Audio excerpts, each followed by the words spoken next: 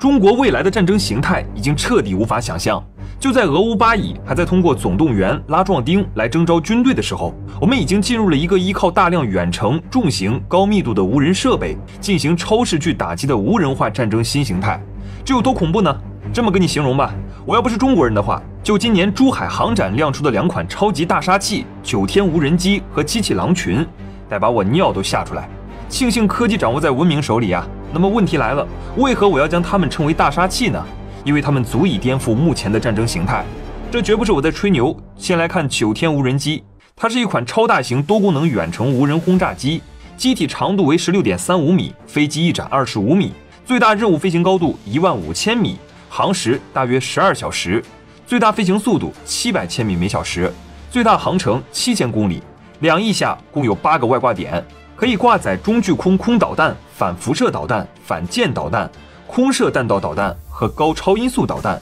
这类弹药的重量在800公斤以上，以前只能由有人战斗机、攻击机和轰炸机携带，现在能由9天无人机携带，是世界无人机发展史上的一个突破。起飞重量16吨，最大荷载为6吨。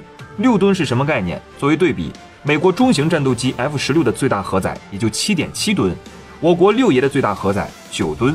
也就是说，我们的9天无人机已经堪比一些小型轰炸机了。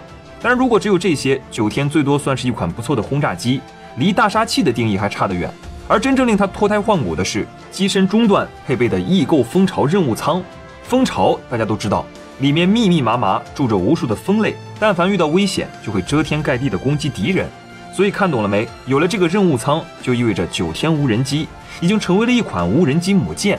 玩过星际争霸的同志们肯定知道里面神族的终究武器航母有多强，那是一旦成群足以碾压其他战舰的超级王者。只能说游戏负责想象，中国负责实现。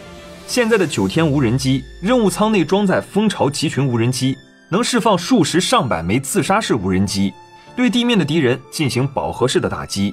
这还只是一架，如果是数十架甚至上百架成群出动呢，